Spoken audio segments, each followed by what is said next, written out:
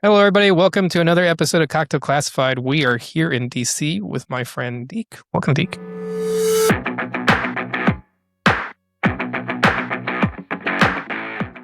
Dude, great to be here, man. Good to see you. Good to see you as well. So I know your background, but who are you for people who might not know you? Sure, man. Yeah. My name is Deke Dunne. I'm from Wyoming originally, moved to DC 17 years ago, and I, for the last 8 years, have been running Allegory at the Eaton Hotel in Washington, DC. Yeah. One of my favorite hotels here in DC. So cool. Yeah. How long have you been? You've been here all 8 years? All 8 years. Okay. Yeah. So we started on the project in late 2017, and then we opened up mid 2018. That's awesome. That's this great hotel. We're here in the recording studio doing this. So we're not in the actual bar because they're setting up today. Yeah. So. Yeah, it's great. Yeah, awesome. So tell us a little bit about your background. Where'd you come from? I know you said you got into bartending. What did you do before bartending? Sure, man. Yeah, so I grew up in Wyoming on a small little farm out in the middle of nowhere, a little town of 82 people, and then went to school in Laramie at the University of Wyoming, and that's where I got into politics. Okay. I was a bit of I would say black sheep in my family full of very smart, very highly successful people. Okay. I was not motivated by success when I was younger, and I kind of tripped and fell into politics because I was just really good at it. Okay. I'm gregarious and I like talking to people, so it turns out that translates really well into a profession in politics. Yeah. And so I spent 8 years in DC on and off the Hill working mostly in kind of non-political realms, so working on public land issues like policy advising members of Congress. Okay. So I'd focus on anything like the BLM, mostly like the Department of Interior umbrella. So like BLM, Forest Service, things like that, anything that affects public lands. And I did that for 8 years. My last political job was working against Liz Cheney when she ran for Congress in Wyoming, when she was carpetbagging. Okay. And I ran the campaign for her biggest opponent. Okay. And we got big leagued. We got crushed. Okay. And that was also coinciding with the rise of Donald Trump. And that was like when the whole illusion was shattering for me. And I could no longer find myself in that field, in that environment. And so previously I'd worked in like dive bars, worked in college bars through college, mostly sports bars, one club. Yeah. And then when I moved to DC, I found myself really kind of not wanting to be around the people I worked with on the Hill. Okay. We didn't get along. Yeah. They didn't have the same taste in music, food, drink, culture, whatever. Yeah. So on the weekends, I started working at Wonderland Ballroom, which is one of the great neighborhood dive bars in the city up in Columbia Heights. Okay. And I did that for 3 years while I was also working on the Hill. So I was working 7 days a week for almost 3 years. And then when I quit, a friend of mine who was industry hit me up and asked me if I wanted to be the security at the Game of Thrones pop-up bar, Derek Brown's pop-up bar. Okay. This is like late spring, summer 2017. Okay. And I mean, I just quit a really high profile, really stressful political campaign against the Cheneys. Yeah. And so I was like, why not? Screw it. And so I started working security, fell in tight with everybody. It was so cool because, Derek Brown, he ran owned Columbia Room, and the cocktails they did at the pop-up bar were actually pretty high level. Okay. And listening to all these bartenders talk about things I had no context for, zero understanding for. They were throwing out words like Brandy de Jerez, Fino Sherry, creme de cacao. Like I didn't know what any of that meant. Yeah. It was like a second language, a secret language, and everyone was really into it there. Okay. Basically all the top bartenders around the city worked at these pop-up bars because they were so busy. Yeah. And so I just kind of fell in love with it immediately and fell in with that group. I hosted and did some bar assistant stuff at Columbia Room. I started cocktail bartending at the Gibson, RIP, one of the OG speakeasies in DC. Okay. And then I came over with Derek's group, Drink Company, to open up the Allegory little more than like a year after I started bartending full time. And that summer, they were getting ready to open up all 4 venues in the hotel, and Derek's group pulled out of the entire concept like 2 months before the hotel opened. So it was me and my buddy Pauly and Alexander Bookless, basically frantically running to get all these concepts open without the support of Derek's company. Okay. And we ran, we started running Allegory, and it was like, back then, it was a pre-pandemic. Allegory was a good bar. I wouldn't say that it was a like world-class bar, but it was a good bar. We made good cocktails. We had good service. Yeah. And then the pandemic hit, and basically everyone on the team had to leave for family reasons. My buddy Pauly had a kid. He had to move back home. Yeah. He's crushing it down there, which is awesome. But then, Alexander Bookless left to go open up a pizza shop with her husband. And basically coming out of the pandemic, it was just me. And like I hired a brand new team. And the pandemic had given me time to really think about Allegory as a concept and what we could be. Yeah. And hiring this new team and having the support from the hotel allowed us to really kind of ramp into like overdrive. Okay. And from the pandemic until now, it feels like Allegory is like a new bar. Mm-hmm. It almost feels like our opening was 2021 and not 2018. So, and then, the last like 3-4 years have just been a whirlwind. But you guys have been on back and forth, lots of lists and awards and the menus. It's been a terror. Yeah. It's been great. I mean, we're super lucky, fortunate. Yeah, it's great. So going back a little bit, so you talked about how you were hearing about all these different sherries and stuff like that. Yeah. How did you like start learning? Like, what was your process into learning like bartending? Sure, man. Yeah. Well, so when I get into something, I become obsessive. I have an obsessive personality. That's why I can't play video games anymore, because I will ruin my life. It's just one of those things where I was hanging out with all these people who were super smart, educated, they read books, they were constantly trading ideas, but then they were also like super fun, smart, empathetic, like just great people to be around. They were interesting, had good taste in music and movies and, and so it was just this infectious environment. So I immediately just bought like 5 books. Okay. I pulled the old Google situation, best books for a bartender to start making cocktails. And like I bought Death & Co's book, bought Dead Rabbit's book, bought like, the classics. Those classics. And just started reading as much as I could. And then also, I'm really good at picking up information from observing. That's kind of one of the things I'm very gifted at, is like I can just observe and absorb, and I can pick up information very quickly. Yeah. And so spending time just around people and listening to them, and then also spending time in Columbia Room, watching them do their thing, was just like a masterclass on cocktail bartending. And I went from like 0 to 100 so quickly in that environment. I was very fortunate to start out with all those smart people surrounding me. I feel like I skipped a lot of steps. That's good. That's awesome. So sometimes it's best to just be thrown in there, and then you have a good team to support you. Yeah. And it'll help lift you up. Yeah, exactly. Right. Probably read like 30 or 40 cocktail books that first year. Okay. Just absorbing information as much as possible. What was your favorite cocktail book? Oh, Abalos Rum. Okay. Such a fun read. Like there's a lot of books that I still reference. Obviously, like I use the Flavor Bible. I look at Liquid Intelligence, and there's some things that are like standards that I like go back to. But like I think out of all the books I read, like Abalos Rum was just such a fun read. I love history, and it was so well written that it was a page turner. Okay. Most cocktail books are not page turners. Yeah, they're long and encyclopedic. Yeah. So I mean, I read that one I think in like 3 days. Okay. Just like burned right through it because it was so much fun. Yeah. But I'm definitely gonna have to look into that one. I have not read that one. Oh, dude, you'll love it. Awesome. Yeah, that was my introduction to rum. Yeah. Yeah, and so it was very much about like history, which is fascinating to me. Yeah. So Allegory. So then you came into Allegory. You said that things happen at Allegory. Do you is it a hospitality group now that you own, or how does Allegory operate? I'm a part of a management company. Okay. Yeah, so the hotel owns Allegory. Okay. It's the hotel's concept. Yeah. But I've always been a part of the management group that runs the F&B. Okay. So pre-pandemic, we were a different management group. And then post-pandemic, we brought on a new management group, and I'm the beverage and creative director for that management group. Okay. Yeah. Awesome. So let's talk a little bit about the concept of Allegory. Sure. So how did the Allegory come to be? Like I know you said open pre-pandemic, pandemic happened, then you kind of had to restructure or rebirth of the concept. Yeah, man. What was that process? So shout out to the hotel. They had an amazing vision for this entire space. If you've ever been to the Eaton Hotel in DC, there is art everywhere. It's such a thoughtful place. It was literally built by artists, which is so rare for a corporate space. Yeah. Mostly there's just, even the cool, trendy hotels are pretty pop art heavy, not really thought provoking or interesting.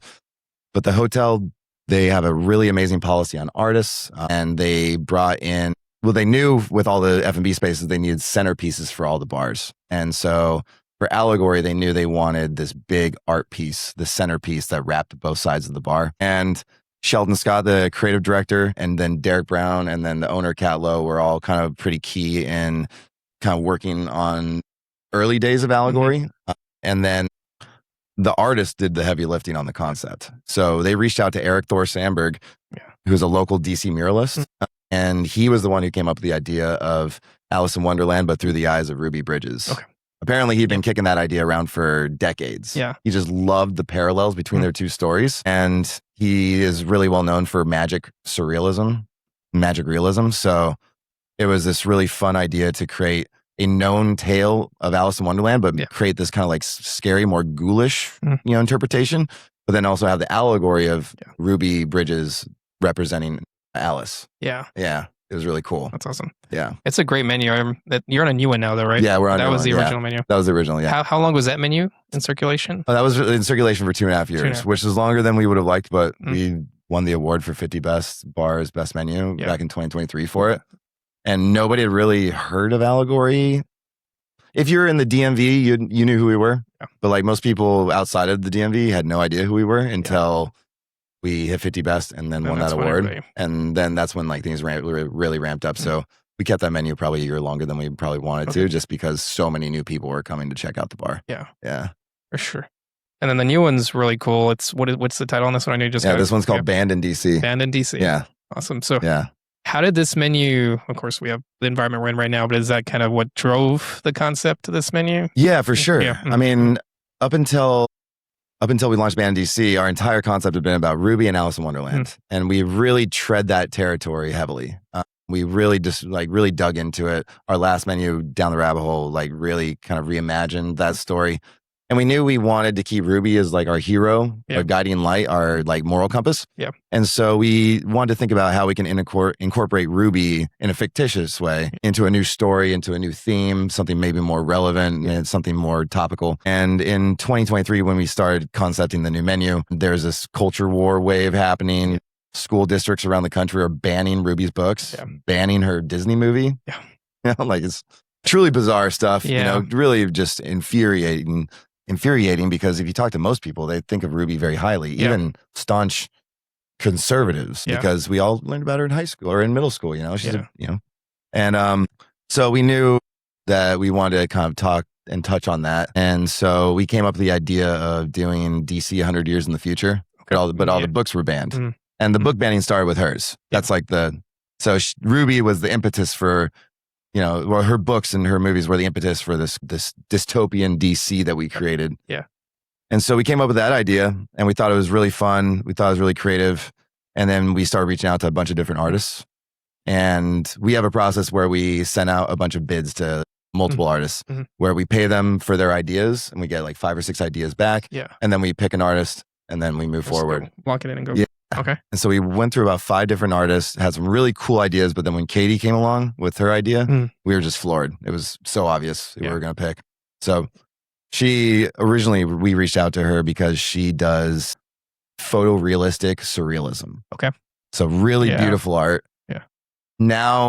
Nowadays, it would kind of look like AI. And so we were thinking, oh, maybe we do maybe a little commentary on AI as well in the menu. But then it was her idea to be like, hey, I love miniature set design. It's a children's book. What if we just build these sets out of children's toys and I photograph it? Yeah. So, and that thought hadn't even crossed my mind. It wasn't even like a nugget in the back of my brain. I was like, oh, this is such an exciting idea. Yeah. So we brought her on and it took her 7 months to create the art. Like the sets were elaborate. 15,000 children's toys, 15,000 pieces of children's toys, 1,000 little functional tiny little books. Okay. And so she built these elaborate sets like the DC, the chapter 7, where you see this huge DC scape. That took her 1 month to create, which is just astonishing levels of work. And and then we got the art back and then we went into the design process with Diane Holden, who like brought a whole nother level to the meaning and purpose behind the menu, which was so cool. And then we got it published by a really amazing local publisher named Spot Studios, and they knocked it out of the park. Yeah. So how long was it from start to finish? 2.5 years. 2.5 years. 2.5 years. So you started the project and then you. Once again, it shouldn't take this long. Yeah. There are amazing perks of being in a hotel. And then sometimes there are, drawbacks as well. We weren't sure where the funding for this menu was going to come from. Like Down the Rabbit Hole cost us all in, including art, $5,000 to make, which is fairly reasonable, I think, for most bars. This menu was very, very ambitious. And this one, once all was said and done, publishing, printing, everything, ended up costing us about $50,000. So, and the art was a big bulk of that as well. Yeah. We're paying somebody 7 months to create this amazing art piece. So Yeah. So it just took a lot longer. Took a lot longer. Yeah. So you don't, if someone wants to create a menu like this, they need to be prepared to potentially spend a good amount. Well, it depends on how, right? yeah, I mean, it depends on how far you're swinging for the fences. Yeah. You know, I think there's a lot of amazing people out there, like Trick Dog. They flip their menu every 6 months. Yeah. Oh yeah. So, and I think they're just incredibly industrious and very clever people, and they're able to pull that off. Yeah. We very much like take our time, and we go through a lot of different processes to really settle on our concept. Really takes us a while to really finalize our concept, and then to go through the production and everything. Yeah. But I think it probably took us a lot longer than it should have to release it. For sure. And I think financing was a big part of it too. We had to raise a lot of money. So brand money. Yes. And we were talking big numbers. So that took a while as well. Yeah. So. But then the menu runs for a year though. So the ROI is there for. Oh, the ROI is amazing. Yeah. The ROI is incredible. Like it's been a huge boost for us. Yeah. Like both of our menu launches have been like big revenue drivers. Yeah. We turn it into like an event and people want to come, and we always see a big bump in sales. So I always tell people, if you want to do like a high concept menu and you promote it properly, it's a really great revenue. It drives revenue. Yeah, for sure. Yeah. Let's talk a little bit about that. What advice would you give someone to promote something like this? Man. Like if they want to like go on, okay, we're open a bar, we're going to do this cool colors-based menu. What advice would you give them to start the creative process? How much they need to spend, how to get brands involved, sure, and then how to activate this to be successful? Yeah, absolutely. I mean, to get brands involved, you just want to be honest with your ambition with the brand. Like if you go to, like, let's say you go to Perrier, and let's say you're not big at Perrier account, you gotta let them know, number one, this is our ambition. This is what we're shooting for. We want to blow this up. We want to have great promotion around this. Maybe we have aspirations for the list or something, which that's like a big trigger for them, a positive trigger. And then you also have to have a great relationship with them to where you move their product, which is so important. Yeah. Like we sign like multi-year long deals with brands. So when they give us a lot of money, they get great ROI, not just the marketing from being in our spaces, but then we move their product and we move a decent amount of their product as well. Yeah. And then I said, depending on ambitions, social media, we were talking about before this. Yeah. Videography, promoting on, all the channels, TikTok, Instagram. But then also if you're trying to, let's say, maybe get the attention of Tails and 50 Best, you have to submit your menus. A lot of people don't know that it's self-submission. Yeah. So you got to go into got to keep an eye on the time frame on submitting your menu. Yes. And then, for Band in DC, we launched in DC and then we did a second launch in New York. Okay.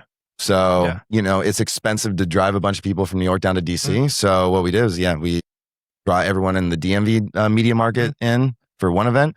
And then we rented out a space in New York and invite all the media people in New York for a second media market event so that we didn't have to, foot a $20,000, $30,000 bill, driving everyone from New York down to DC. Yeah. And that was awesome because it gives you a whole different market of eyes, and, the New York market's so important. Yeah. So that was big for us.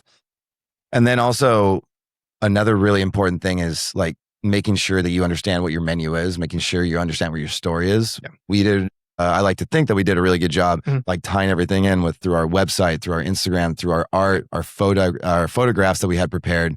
And then also our press release when we were getting ready to go, we got a very clean, very concise press release. Yeah. So people could easily digest our concept. That was like really important. So everything had to be on brand. Yeah. And I think that really helped us a lot. We got some really cool articles. Perfect. And did you have a PR company or a marketing person, or was this all? Yeah, we had PR once coming out of the pandemic, and then we brought in on another PR company after that, just to do the menu launch. Yeah. And they crushed it for us. This is Rachel Harrison Communications in New York. Yeah, Rachel, they're great. Yeah, she was great. Yeah.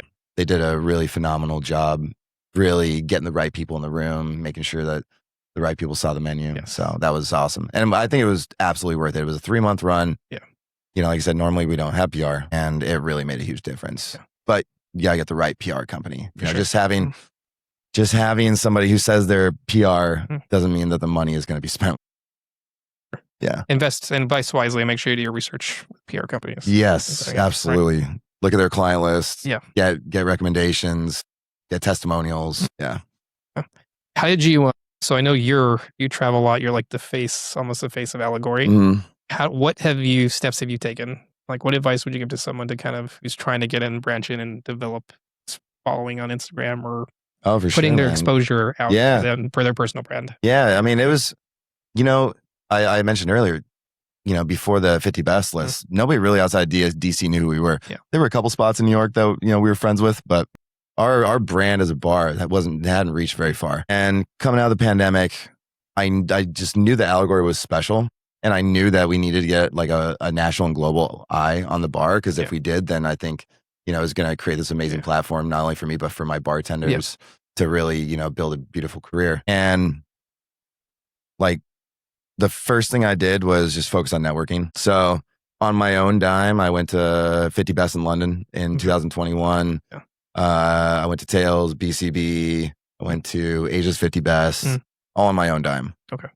And then in 2022, I think we made top 10 for Tails, and we started to get some invites, which was cool. That was amazing. That was like a pretty big game changer for us. Yeah. And brands started to give us a little bit more money. Yeah. Before Before then, it was like begging and pleading. And then, we kept doing the networking thing. So then, in 2022, instead of going on my own dime, we were able to get stuff paid for. Yeah. But what was really important is we just needed to be in all the hotbeds. We needed to meet the people, make the friends, not just from a networking standpoint, but also from an inspiration standpoint. Like in 2021, Allegory was a great bar.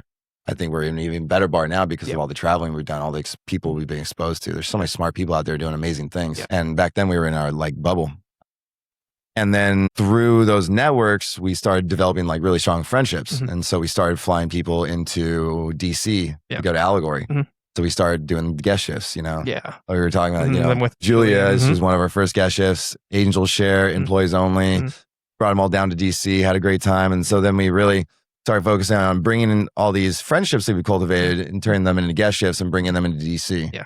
At first it kind of felt like, we're just spending money to hang out with our friends. This is amazing. Yeah. But yeah, the larger game is, there's this exposure for the bar. Yeah. Create hype for yourself. Yeah. Changes the perception people have in your bar. Yeah. And then like we really made a big push on that. And then we also really changed our social media strategy. I brought my girlfriend on to do our social media. Yeah. She's a gangster. Yeah. So we actually had like great photography, videography, that type of thing. And then started like redid our menu, we redid our website. So all these things kind of building toward it. And then in 2023, we got on the 50 best list for the first time, and then we won best menu. Yep. Which kind of like took us into just a completely different stratosphere. Yeah. So then I had almost 2 years of networking, and all of a sudden, a lot of my friends that I met took us like way more seriously. Not that they didn't, we were friends, but it's a perception thing. Like, they're in DC, that's cute. And then all of a sudden, they're on the list and they won best menu. Yeah. So then the invites started really coming in. Yeah. And we said yes to everything. Okay. Said yes to literally everything. And granted, I was a very lucky position. I had an amazing team at Allegory with like Capri Robinson, Princess Johnson, Greg Long, Grayson Coley, these guys, Julio Zavala. They're amazing, and they're all stars in their own right. Yeah. So if I was traveling, they were running the bar. If they were traveling, I was at home. I was doing the bulk of the traveling. Yeah. But then when we really hit the road, we kept it on brand. I think that was super important. Was when we went to places, we made sure that it was an Allegory pop-up. We weren't showing up to make 3 cocktails that were tasty. Yeah. We brought our menus. We had the local team, the host bar team, design menus around our concept. We did a masterclass where we talked about, menu creation. And so all of it was on brand, and we were able to build a reputation for storytelling, menu creation, creativity, that type of thing. And we've stuck with it. We've stuck with the playbook, and we've developed an amazing reputation on the global bar scene, which is incredible. Yeah. Yeah. You've been traveling a lot. Like every Too time much. I feel like I see you, you say you have a very chill month, but I see you were traveling at one point a lot. Yeah. No, it's a dream come true for sure. I think last year was my worst travel year. I shouldn't say worst. Last year was my best travel year. Okay. I should be very grateful that I get to do what I do. Yeah. Yeah, I think I flew like 150,000 miles last year. Okay. Which is still pales in comparison to guys like Ian McPherson. And, Jose Luis and some of those folks who just go nonstop. Yeah. But it was pretty brutal. And so this year we've slowed down a little bit. We're still doing a lot of traveling compared, I think, to a lot of people. But this month I'm only taking 2 flights. So awesome. yeah. Cool. So we talked a little about your menu, kind of the branding. Again, I think you hit a good point of it's relationship based in this industry. And I think a lot of them, I keep hitting on this show, like it's all about relationships, right? Like we might be a big globe, but it's a very small industry. It's tiny. A very teeny tiny. I think people forget that. Yeah, absolutely. Well, so I mean, I love that we could be at a random bar in Slovakia and sit down at the bar and either talking to the bartender or talking to somebody randomly sitting next to you. There's a great chance if it's a good cocktail bar, within 5 minutes, you guys have mutual friends. Yeah. It's awesome. It flattens the world. It makes it so small. It feels, the community is incredible. Yeah. And if you really make yourself a part of the community, like the community gives back to you for sure. For sure. Yeah. But always be yourself though, right? Always be yourself. Be sketchy. Yep. Don't do sketchy things. Then people won't like you. Yeah. So. For sure. Yeah. Always be yourself.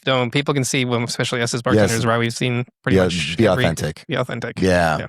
That's one thing I talk about all the time in my master classes when I talk about menu creation is, one of the big questions we get all the time is like, how do I get on 50 best? Yeah. Like, well, that's not the question you want to be asking. Yeah. Your question you want to be asking yourself is, how do I make a dope bar with a dope menu? Yeah. And if you approach it from a creative standpoint and from an authentic standpoint, then the recognition will come. Yep. Then all that stuff will come. Yeah. But if you're, like you're saying, if you're being contrived, we can sniff it out from a million miles away. Yeah. Yeah, everybody's trying to open something nowadays, especially in Houston. We're having a lot of people just opening just for the money grab. And you can tell real quick when you walk in that bar, like, oh, there's no heart. Oh, they check all the boxes. Yeah, they check all the boxes, and then you go in, it's like an empty shell. There's like no soul to this concept. No personality. You could be from any city. Yeah. Yeah, I hate that as well. Like, I love when bars feel like they are where they are. Every once in a while, a New York style bar in Tokyo is dope. Yeah.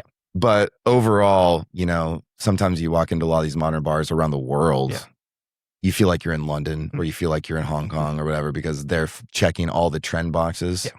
Like there's no story, there's no soul in this space. Yeah. Just making clarified cocktails. Yeah.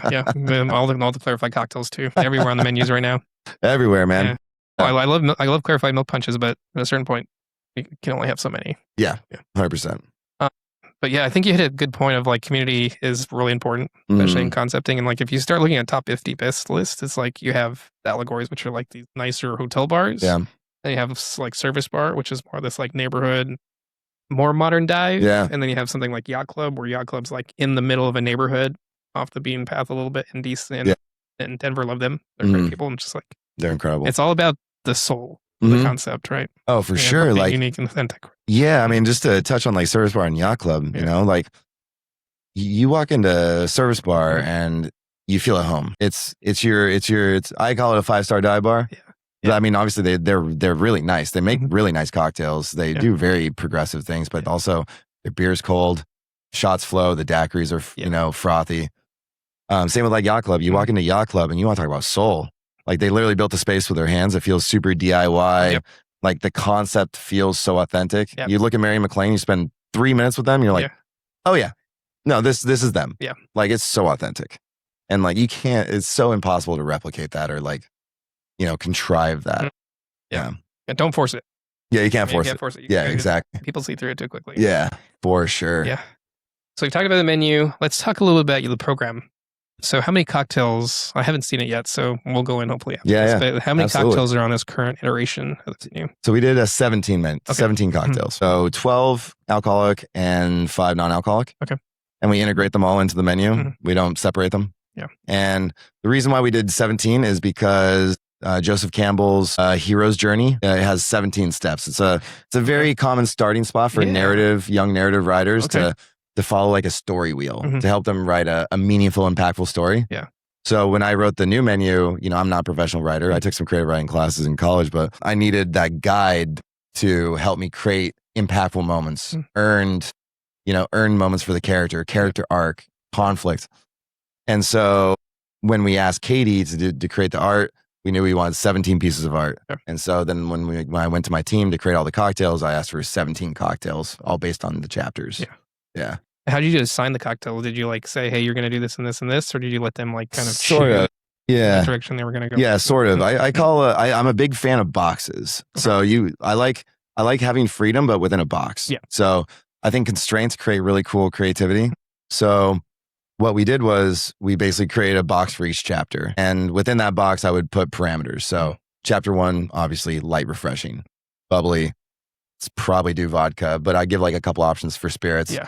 You know, we have sponsors that we have to satiate as well. They give us a lot of money to help with the menu. Yeah. And so the team has a box to work within, but then within that box, they can do whatever they want. Okay. And so we literally just wrote each chapter number down on a piece of paper, threw it in a hat, and everyone drew as many cocktails out as they wanted to attack. Okay.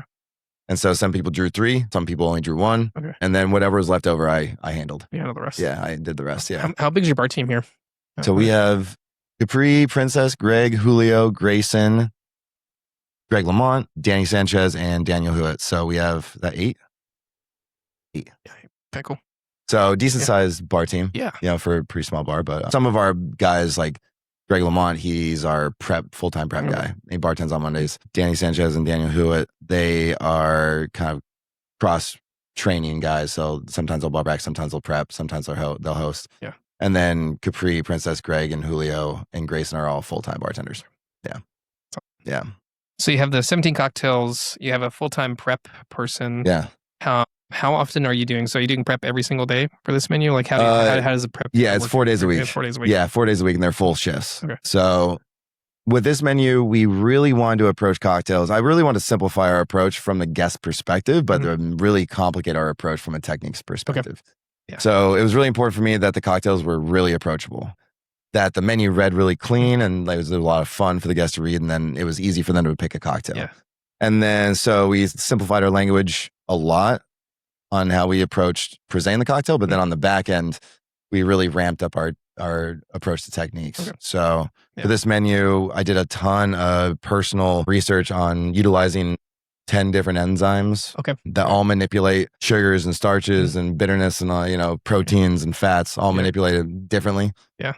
That was a really fun project for me. So I'd say a good portion of our menu finds ways to manipulate ingredients using enzymes. I bought a freeze dryer, and that was a lot of fun. It's really great for reusing spent produce and turning it into. Right now we're currently using for a lot for our garnishes to create shelf stable garnishes. Yeah. Otherwise, our prep guy would be dead. He would have died with the workload. So we had to find creative ways to do this type of like high concept cocktails and high technique cocktails, but also make it like sustainable. So like, for example, almost all of our garnishes are shelf stable in one way or another. Okay. And so somebody can go and make like a huge batch of it. We're good for a month. For a month. Yeah. It lasts for that long. Yeah. Okay. Awesome. And then, obviously we do some clarification, but we revamped our carbonation setup thanks to Mike Capaferri. Oh yeah. He's the like best. A whole movement that's been happening. I mean, once you try it, it's undeniable. Yeah. It's undeniable, man. Yeah. It's so frosty and bubbly. It's amazing. Yeah. That was, And so, this menu, we took a really big leap forward from a creative standpoint on our cocktails. Yeah. But the emphasis was always approachability and crushability. Yeah. So approachability on the guest side, where it's literally just real quick making the cocktail. Yeah. But all the work is on the back end. Yeah, exactly. Like we don't list all the weird shit that we do. Like I don't say like enzymatic mangoes or something like that. We just like give it a fun name like Epic Mango. Yeah. Or extra juicy pomelos. Okay. We do a lot of really sciencey stuff to it to get it extra juicy and delicious. Yeah. But we don't bog the guest down with that type of information. Now there's catchy little buzzwords that will pique interest if somebody's interested. But there's nothing more eye-rolly when people list things that they don't need to list. Yeah. You're like, okay, you distilled your spent coffee. I get it. Just write coffee. Yeah. But people want the credit for being smart, and for having a rotovap or, something like that. Yeah. I get it. I went through that phase as well. Yeah. But now I'm in the phase of let's give good hospitality to the guest. Yeah. Let's make it as easy as possible for them to order a drink. For sure. I definitely went that phase too. We all do it, man. I'm writing this out. I'm like, well, now I'm just like, I want the guests to get the concept so we can get the drink out to them so they can enjoy it. Yeah.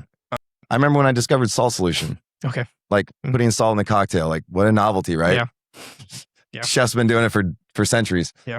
I remember I was like, oh, this is so cool. It makes things taste so like it's so round. I would list salt on the menu. Yeah.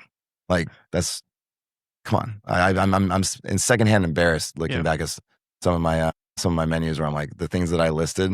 Like, oh man. Yeah. I still have some of mine too, and I pull them out every so often when I'm cleaning. I'm just like, I did this. Yeah. I really want people to know how smart I was. I mean, everybody goes through it, like even like the younger bartenders too. I'm just like, oh, I remember when I was going through this. Oh, for sure. Yeah, I think it's a part of the process. The process, man. Like sure. you don't get to a certain mindset overnight. You gotta go through it, you know? Yeah. Some people never leave certain sections of the process. Oh, yeah. You know? They'll just kind of stay there. Yeah, like the pretension section. Oh, yeah. Some people live there. Yeah. Yeah, some people never leave. It's just unfortunate, but I guess just one of those group of people are always just going to be around. Yeah.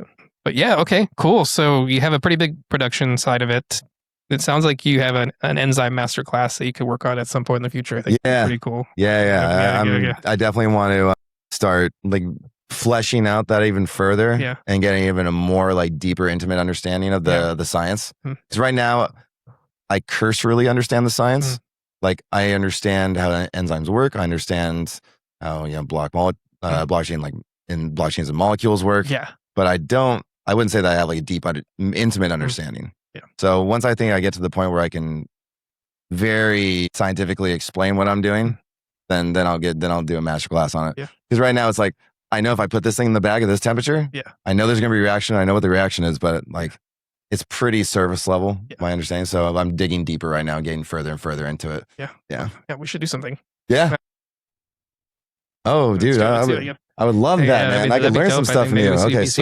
We'll do something. We'll talk. Let's talk about this. This is amazing. All right, cool. So let's still on the enzyme thing. So what is the most unique, what was the aha moment with the enzyme? What enzyme was like, this is like, oh shit, this is going to be cool. Yeah, there were two of them, man. I mean, we'd all been using pectin. For the longest time I didn't even know pectin was an enzyme. I just knew it broke down solids and helped me clarify things. The aha moment was, I was talking to Dan Nevsky in Barcelona. He took me by Tao Foods. They were at a food science company in Barcelona. They do all the molecular stuff for a lot of the bars and restaurants there. They were working with enzymes, but Daniel Nevsky wasn't having a ton of success with some of their products. And I was like just super intrigued by it. So I bought some of the products, didn't have a ton of success, and then started doing more research on it. And then I found out that enzymes have a certain potency level. So like parts per, strength of the enzymes. So I think some of the enzymes I was maybe using were only like 5,000 units. And then I found through some distribution companies out of China that I could get enzymes up to 100,000 parts per unit. And that was the game changer because I remember trying like cellulase and invertase for the first time. And the richness of flavor and sweetness and body that I got out of the fruits that I was treating with that was incredible. Narraganase, when we made the extra juicy pomelo, when I was R&D in that, narraganase basically blocks the naringin in it's a bittering agent. And so the final product came out was like the super juicy floral product that had no bitterness to it. The naringanase had stripped all the bitterness out. It was so cool. Those were huge aha moments because one, it was creating more natural sugar and sweetness within the product. It was creating more body, which is desperately needed in cocktails in 2026. I think Ian McPherson just did a whole video and a whole new, the densing. He's right though. Like we need body in drinks. It like clarified cocktails are so thin. And so these enzymes that we were working with gave especially the invertase. The invertase gave, when you invert the sugar and you break the sugar molecule down, it gives you such a round body. It almost feels like a milk punch. Which was like, it blew my mind. And so from there, also, we use amylase alpha, beta, and glucoamylase. And I know that's a pretty well-tread territory in food science. Like everyone's very well aware how to break down starch. But then again, when I found out that enzyme had potency, finding amylase alpha, amylase beta, and glucoamylase with actual real potency changed the product that I was creating drastically. Changed flip the switch completely. The effectiveness was amazing, man. Yeah. Awesome. Enzymes are great. And I think, there are people that started dabbing into it, but I think we can get it further into it. Oh, I think there's so many different kinds of enzymes. I know Mr. Lion. Oh yeah, he does stuff with enzymes on a completely different realm. He's I think on the most recent menu they have an enzyme that's from the stomach of a pig, and they use it to break down, I think, a protein. Okay. Don't quote me on that, but like that's wild. Yeah, it's definitely wild. Yeah, for sure. I'm trying to get on that level on from a nerdy Yeah. perspective. So I'm not quite there yet, but we're getting there. But yeah, no, it's an amazing category, and I think scratched the surface. Okay. And I think I'm just gonna keep pushing it as far as I can go because it's accessible if you find a good distribution. And a safe distribution. Safe distribution. 100%. You got to make sure that they're certified. There's all sorts of different certifications that, especially the plants out of China, need to get. Oh yeah. So yeah, it took me a long time to get proper distribution out of China. Yeah. Sure. But once I got it, then it was like really easy. I could buy it in bulk. Yeah. Oh, yeah. Cool. So we talked a little bit. And so going back to the cocktail creation, so you give them a little box. Do you give them a parameter as far as like pricing or how much does it cost? Because that's another good question. Like, okay, we're designing a menu. It's going to be dope. Okay, we're spending this much on the menu. Okay, how do we make the profit? For sure. Cost is essential. Yeah, exactly. I pride myself on running Allegory as like a really healthy, profitable bar. Like we're in a hotel, so we get a pretty good break, and we're owned by the hotel, so we get a pretty good break on rent. Yeah. And we don't really have that many cams. Yeah. But with that being said, we do run a really healthy profit every month. Yeah. And one of those ways is by working with brands and then also making sure you're costing your cocktails properly. Yeah. And so our target is always 20%. You know, we're a fancy cocktail bar in a hotel. Yeah. So we don't want to be running like a 10, 12% liquor profit, but liquor costs, sorry. And so it's really important that we cost all of our drinks to make sure it's financially efficient. Yeah. But sometimes we'll have a cocktail that will cost, have a 25% cost. But then we'll have a cocktail that maybe it's low ABV and it's using vodka. Yeah. And we're able to use a product that's really, low cost. Yeah. And we can run like an 11% on that cocktail. Yeah. And so our goal is to balance the entire menu anywhere between that 18 to 20%. Yeah. And then I'm happy. Yeah. If it's anything less, I'm over the moon. Yeah. Yeah. That's awesome. Okay, cool. Yeah. So here in, so this is more curiosity question. Here in DC, what specific taxes do you have? Because I know in Texas, it's taxed 4 different times. So the customer pays 8.25, but the business pays 6.5% as well. Yeah. So it's like 14% tax on the. Is there something similar here in DC Metro? I should know that exact number, but I don't. Yeah. Even though I do all the ordering. DC's kind of the Wild West when it comes to liquor. Okay. We have, I think, the least amount of regulations and taxes on alcohol in the entire country. Okay. It's pretty amazing. Yeah.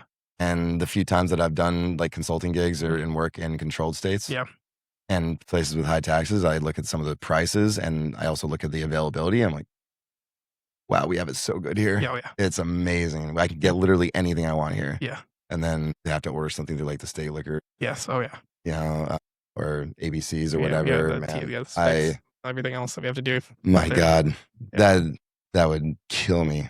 Yeah. I mean, you figure out a way to work around. Yeah. There's a way. It's wild. Yeah. State, city to city, state to state, all jurisdictions. Yeah. But I think it's a very favorable market for operators. I think that's why you see so many bars and restaurants. Yeah. And DC has such an insane concentration of bars and restaurants.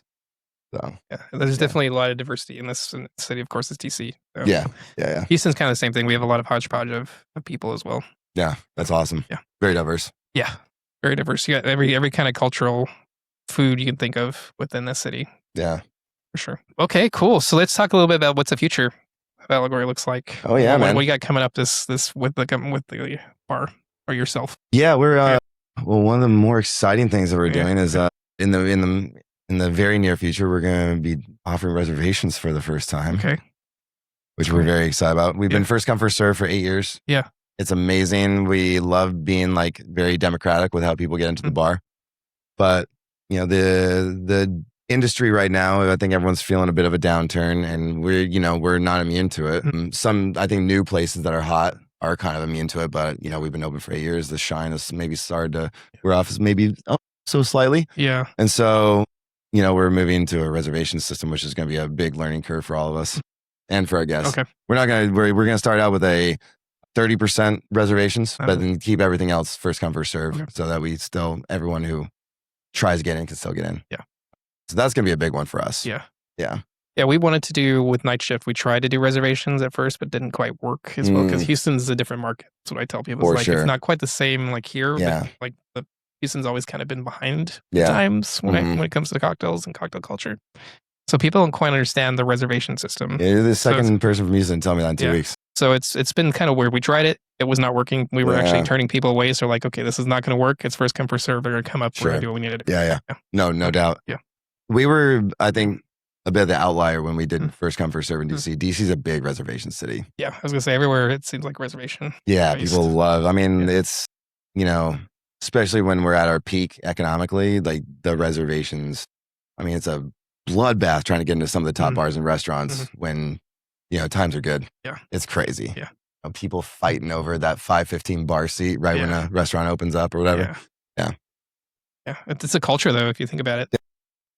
Oh, for sure. Like DC is filled with a bunch of people with very high stress, important jobs. And a lot of people don't want to go anywhere unless they're guaranteed a table. Yep. I totally get it. Yeah. And Houston's more laid back where people are just kind of commuting in and out and they want to go have a drink and then go. Right. Yeah. I don't think we're as bad as New York.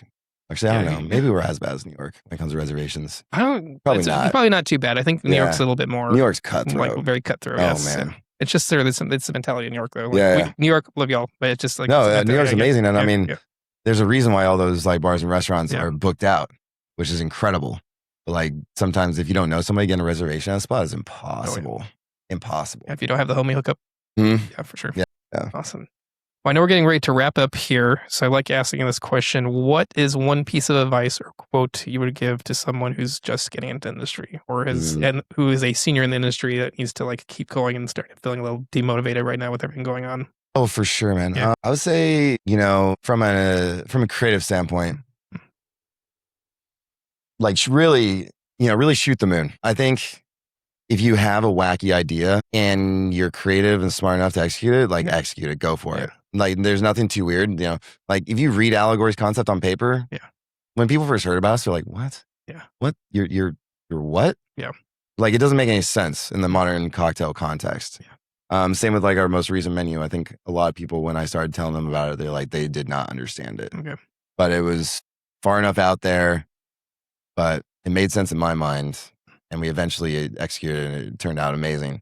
So even though your idea might be slightly off the reservation, like believe in yourself and go all in on it. And like one of the things I love about it is it gives me this creative outlet that cocktails, I love making cocktails, but there's only so many ways you can make a drink. Right.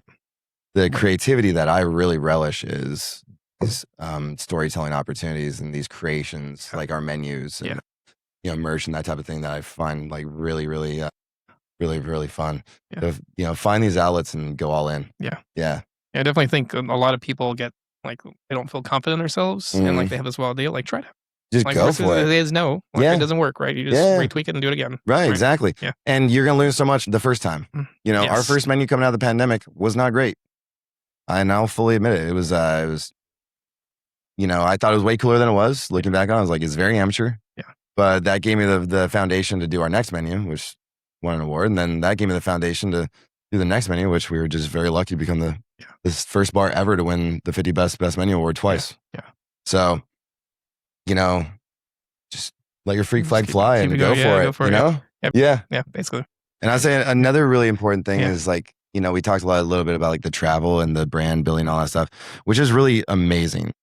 But the one thing that people don't talk about is just how brutal it is on the body. Yeah. Like you see the IG posts and you're partying with the homies and some exotic place at the bar that you've always dreamed about going to. And it looks great on Instagram. Yeah. It's brutal on the body, it's brutal on the mind, it's brutal on your relationships. Yeah. And so if you do get into a position where you're getting the chance to start to travel, and I'm sure you're very aware of this because you guys travel a ton. Yeah. Finding a system to keep yourself healthy. Yep. Like, oh man, I wish for the first 2 years I was traveling, I was working out every day. Yeah. And I wasn't. Okay. And I let my body start to deteriorate. My mind was deteriorating. And, now I feel like I'm a lot more balanced because after last year, I kind of like had to make some very wholesale changes so that I could sustain this long term because it's my career, Yeah.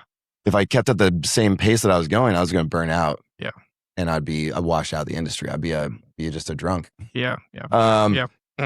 So I think if you're getting started, I can't stress how important it is to like find balance when you're hitting the road. Yeah. Because it's going to feel amazing. It's going to feel like a party. Yeah. You won't want to work out. You won't want to eat healthy because you're going to all these amazing restaurants and all these amazing bars, but find ways to at least find balance. Yes. Yeah. And if you are out drinking, don't act a fool. And don't act a fool, and don't be sketchy. Yeah, don't be sketch. Don't be sketchy. Keyword, don't be sketch. So Yeah. that's the thing for this Exactly. episode. Yeah. Awesome. Well, cool. Well, thank you, Deke, for coming on Dude, today. amazing to be here, man. Yeah. Where can people follow you if they have any questions or anything from this show? Yeah, Instagram. Yeah, you can Facebook. find me on Instagram. It's at DEKE_DU. I'm sorry, _DC. So DEKE_DC. That's my Instagram. Mhm. Hit me up there. I try to be good about checking my DMs and answering DMs. And then you can also follow Allegory at Allegory_DC. Me and my girlfriend run that Instagram account too. So if you have any questions, you can post it there. Yeah, or my email's on the website. Awesome. Yeah. Cool. Well, anything else you want to bring Good. to know? Cool. Rock on, man. Awesome. Cool. Well, again, thank you for being on today. I appreciate you for making the time real quick. I know it was a very 48-hour notice for us. Yeah, I love it, man. Yeah, man.